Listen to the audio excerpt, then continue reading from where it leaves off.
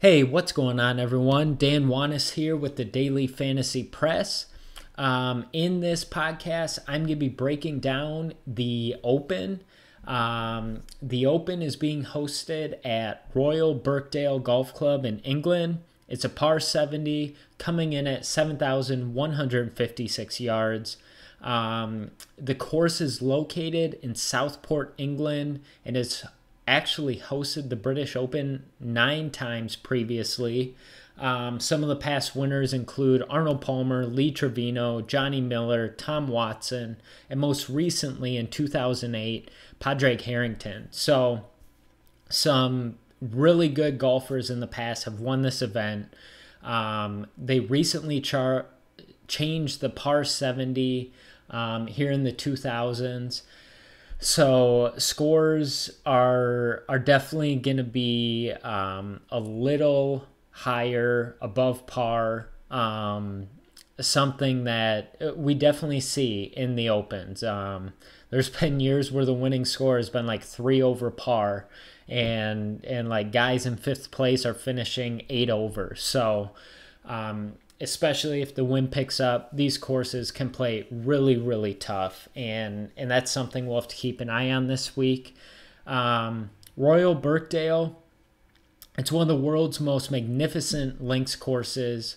The fairways are very narrow here. There's sand dunes that litter the course, and it's got a pretty cool opening hole. It's very demanding, and if the winds are up, there can be some unrelenting wind blows from the Irish Sea coming off that first tee. And then you finish up with the 18th hole, leads to Royal Birkdale's distinctive white Art Deco clubhouse, something that really stands out on this course. You've got a very old link-style course, and then this, it's almost like this modern, and as I said, white Art Deco clubhouse that kind of feels a little out of place, but something very unique and pretty interesting. So let's move on to the course notes. As I mentioned, this will be the 10th time the Open has been hosted here. Justin Rose, back in 1998 as an amateur, nearly won this event. He finished second. There's going to be a lot of Englishmen this week that they're going to be familiar with link-style courses. I'm going to touch on a few of them in this podcast. Royal Birkdale has very, very narrow fairways, something completely different than we saw at the U.S. Open.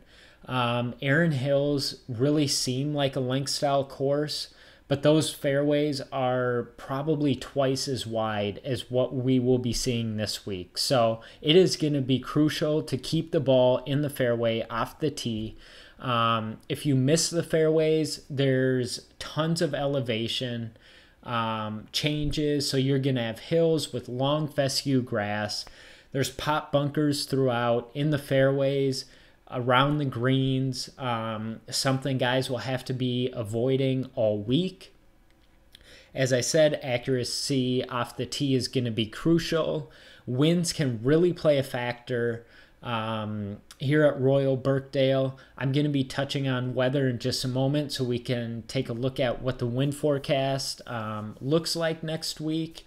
And as I noted, par change on this course to a par 70. So we're not going to see scores much under par, and especially if the weather plays tough. So some of the key stats we are going to be looking at this week.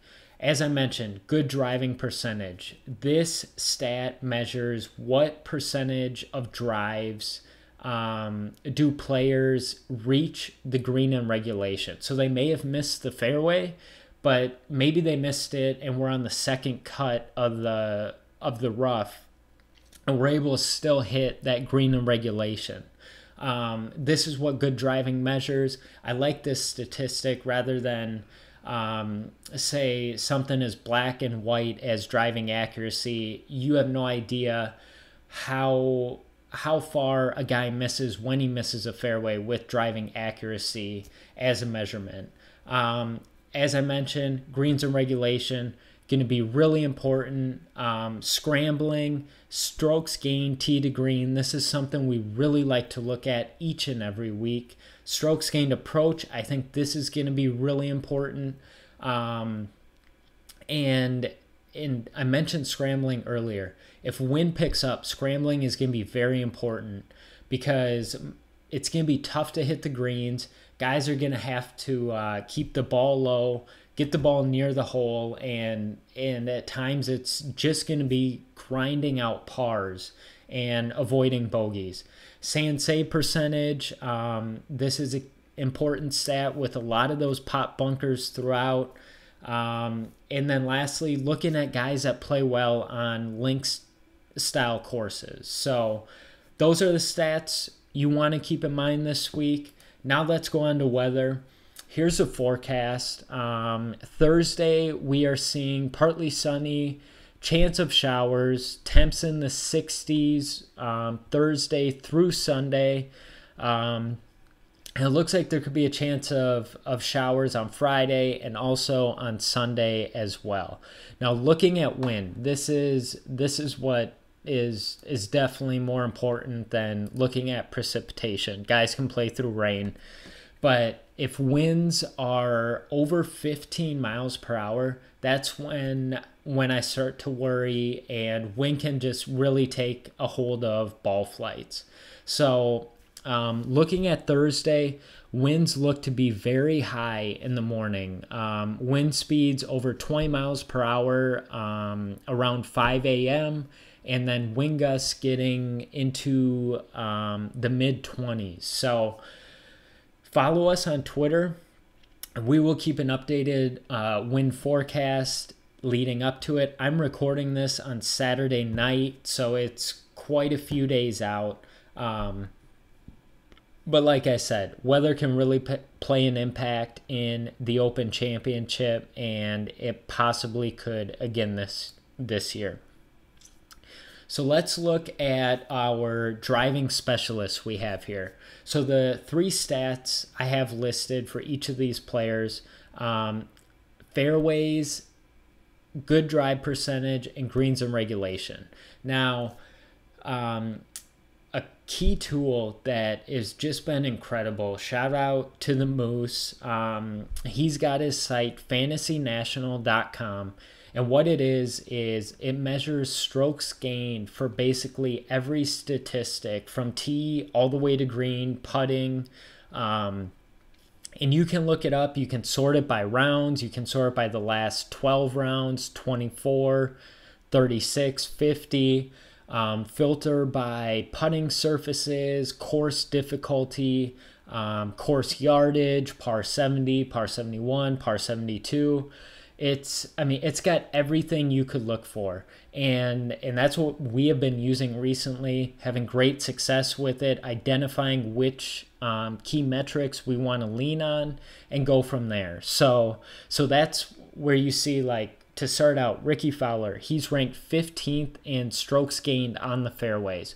So that means he's taken advantage of hitting fairways and gaining strokes on the field from that. So let's dive into it. Good drive percentage. Ricky ranks 10th in the field in good drive percentage and 4th in greens and regulation. I have been on Ricky this year. I was on him at the Honda Classic when he won it. He also got flew over early to the Scottish Open to play this weekend. He is currently in 2nd last I saw, and just playing some really good golf. This year, he has finished 3rd at Quicken Loans, 5th at the U.S. Open, 2nd at Memorial, and it's a matter of time before Ricky gets that first major, and this seems to be his year. So at 9,200 on DraftKings, I like Ricky this week. Moving on next, Francesco Molinari. This guy checks all the boxes as a ball striker and is great off the tee. He ranks 1st in the field in fairways over his past 36 rounds. He ranks 4th in good drive percentage and 14th in greens and regulation. Molinari has top 25 finishes this year at St. Jude, the Players, Wells Fargo, RBC, Arnold Palmer Invitational, WGC, and Honda Classic. So he is about as consistent as they come. If weather picks up, you know he's going to keep the ball in play, and he doesn't lose control of it. So I like Francesco this week. Next, Henrik Stenson. This guy can be one of the most polarizing golfers in DFS.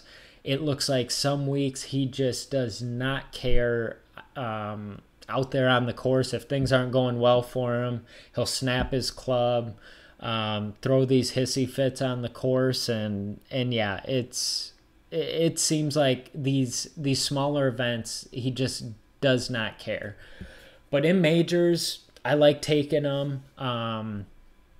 He won last year at the Open. He ranked second in strokes gained on the fairways, first in good drive percentage, and fifth in greens and regulation. He's priced up, I would say, just a bit. That will probably keep his ownership down a little, 9,600. Just because of his volatility, especially he has shown this year, I would say, is he a cash play? I don't know. I'd be much more comfortable with Ricky. But yeah, I think his ownership's going to be lower this week. Could be a good GPP play just because people will look at his game log and see some of those missed cuts throughout the year that he has had.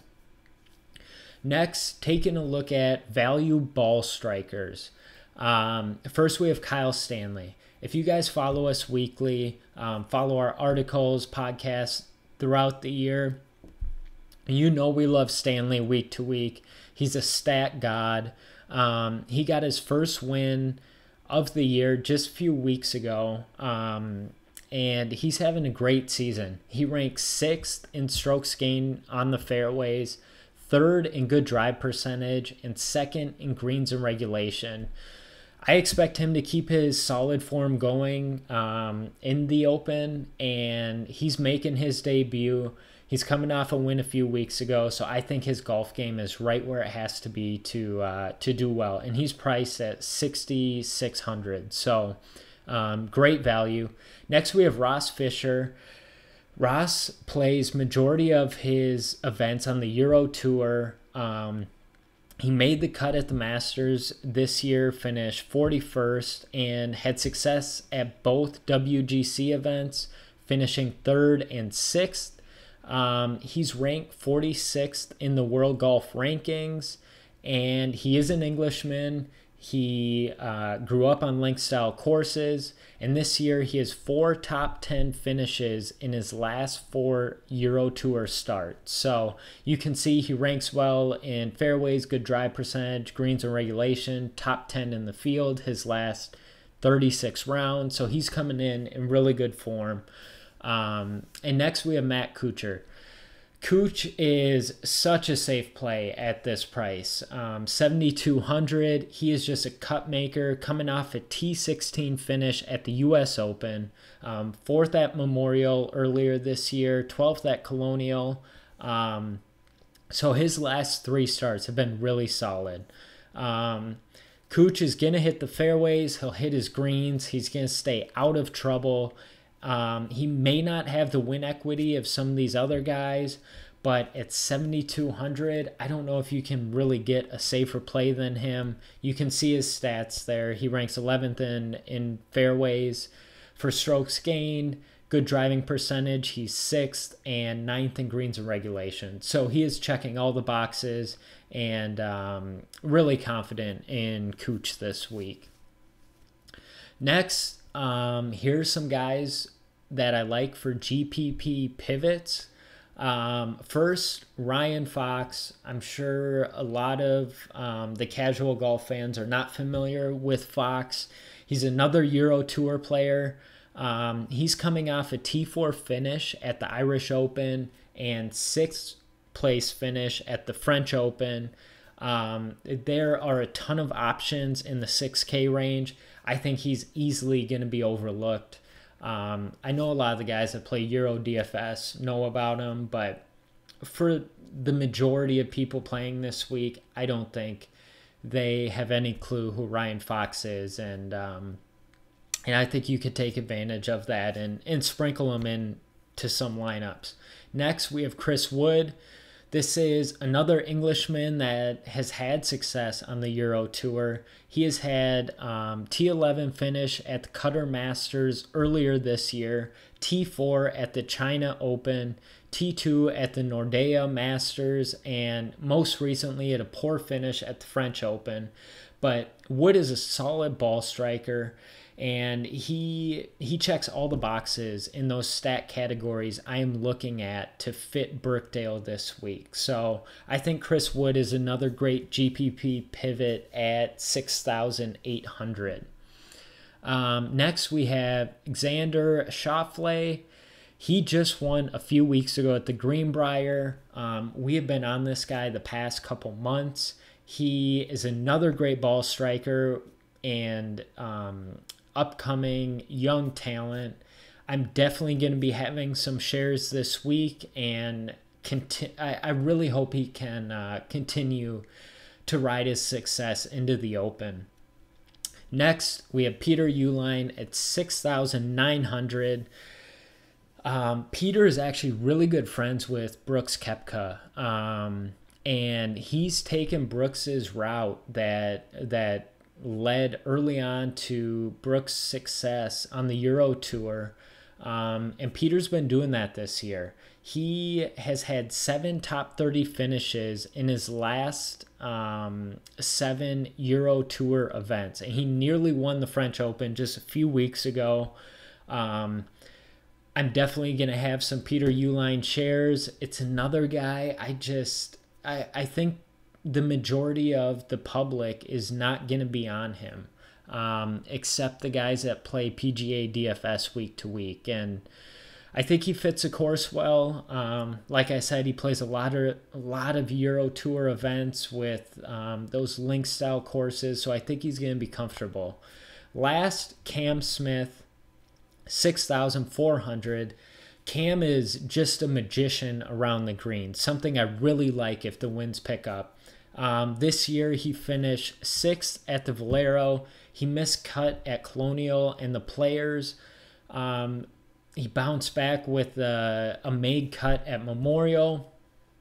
I know he's had 2 rough starts in his last 3 events, but like I said, Cam is so good around the greens. He's another young talent. He went through some really tough times. He actually lost his caddy in a traffic accident, really tragic. And he had to take some time off. He also had an injury. I think this year he's getting back just into a normal life, and he's seen success this year. Another guy that I think is going to be very low owned. You do not need many shares to get ahead of the field average, and Cam, like I said, I think he's a young talent that's going to be around for a few years. Next, on FanDuel, here we have our around the green specialists. You can see on the right, I have the strokes gained for around the green rank. And up top, we have Cam Smith. I just mentioned him. Magician around the green. Second, Webb Simpson. Third, Ian Poulter. Fourth, Jason Day. Padraig Harrington. Pat Perez, 5th. Bill Haas, 7th. Steve Stricker, 8th. Brian Harman, 9th. And just to go into these guys a little more. You see Bill Haas here. He's priced at 6,800 on FanDuel. He has 4 top 25 starts in his last 5, or he has 4 top 25 finishes in his last 5 starts, including a 5th place finish at the U.S. Open. I think if the weather flares up, he is just such a safe pick, something similar to like Matt Kuchar, where he's not going to light up the course scoring, but he will make his pars and avoid the bogeys. Just a really solid pick. Next, Jason Day. I know he has had a roller coaster of a season. He just most recently missed the cut at the U.S. Open. I think that's going to keep his ownership down this week. I just mentioned he's ranked 4th strokes gained around the green, 5th in strokes gained putting, and 40th in strokes gained tee to green. I would not go too heavy on Jason Day. I just think it's an opportunity, especially if the wind picks up, that these guys around the green are really gonna be able to take advantage and gain an edge on the field if the weather does take a turn for the worse. Pat Perez, he's priced at $5,500. I think this price tag is just too low for Perez. He ranks 5th in strokes gained around the green, 38th in strokes gained tee to green. He's got a miscut at the U.S. Open, but he has had 19th place finish at Memorial, 22nd at Players, 2nd at Wells Fargo, and 18th at the Masters. And then lastly, Brian Harman. This lefty, he has finesse around the green, ranking 9th in strokes gained around the green. He finished 2nd at the U.S. Open, played so well. And Brooks just, Brooks won that tournament. Brian Harman did not give it up. And he won at Wells Fargo earlier this year, finished 9th at RBC. His season is just so solid. And at 6,100, I think Brian Harman is a great value on FanDuel. All right, so let's move on to some GPP targets on FanDuel. First, we have Tony Finau.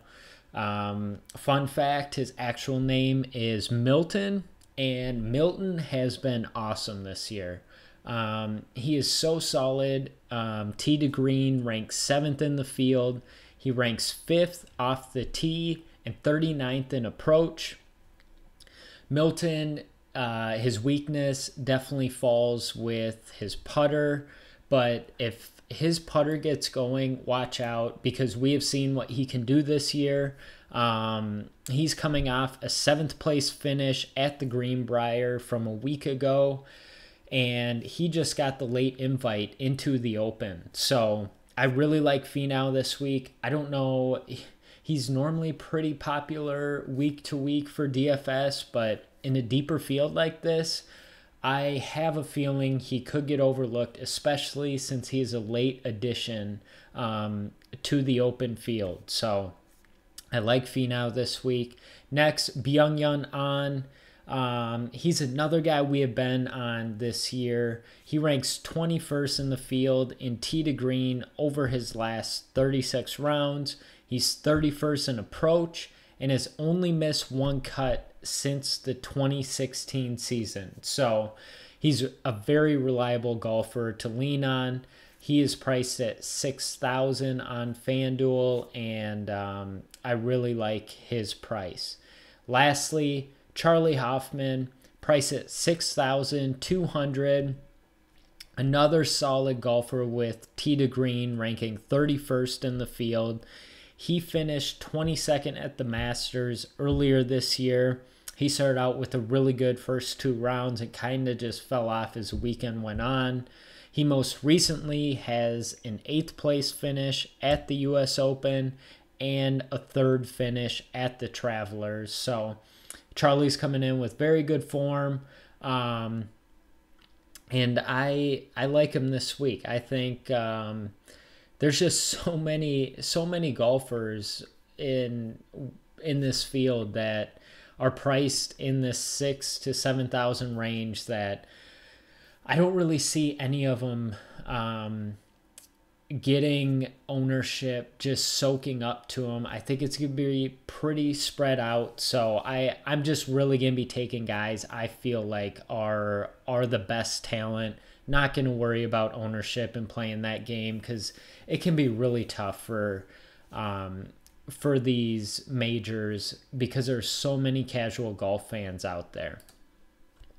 Next, our GPP Sprinkles for FanDuel. These are some guys I would not overload on. just try to get ahead of the field with ownership. First, Bernd Wiesberger, 6,500. He likes to play in the big events. He's from Austria. He's solid with his approaches. He ranks 22nd in the field. And he's having a really good year. He played well at the Masters, played well at the US Open. So I think he continues a trend here in the third major of the year.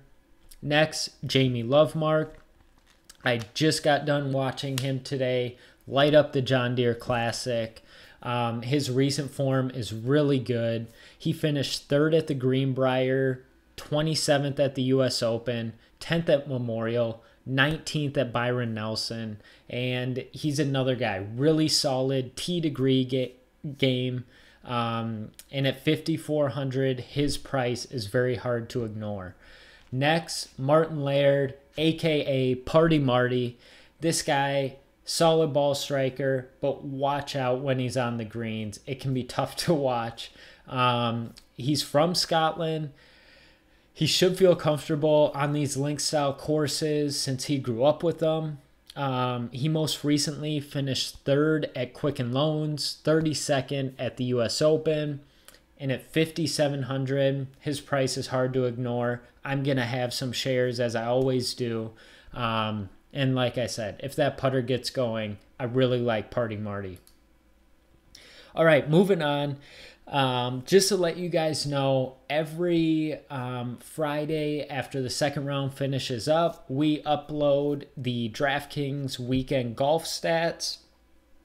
And we basically take all the strokes game metrics and have them available for you guys so you can sort through, see which guys are really striking the ball well, hitting it well off the tee with their approach, but struggling on the greens, which putting is the highest variance stat in golf. So if you can find a guy that's just had 2 really poor days putting and typically putts it really well, you really expect to see that variance to reverse. And like this weekend right now, our picks for weekend golf are absolutely crushing it. Just about all our guys shot 4 under or better today at the John Deere Classic. So be sure to check that out. If you guys have any questions with the weekend golf stats or how you should be using them, we also put out our picks, which guys we think are cash plays, GPP. So you guys can easily just look at the list and make the decision for yourself who you want to play in which tournaments.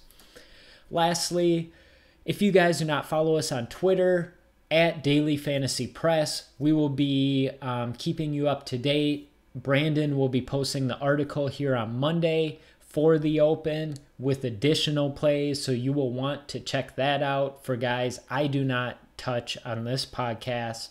Subscribe, like our YouTube channel, give us any comments, things you want to see differently. I know this layout for this podcast is a little different than what we have had in the past. Hope you guys enjoyed it. And lastly, our website, dailyfantasypress.com. You will be able to see our articles, player model, weekend stats, everything there. So once again, we really appreciate the following with you guys. If you guys have any questions about picks, feel free to message us on Twitter. And I really hope one of our followers can have a huge week. We have really had that the last few weeks, and it's cool to see followers have success. So best of luck to everyone out there. Let's crush the Open.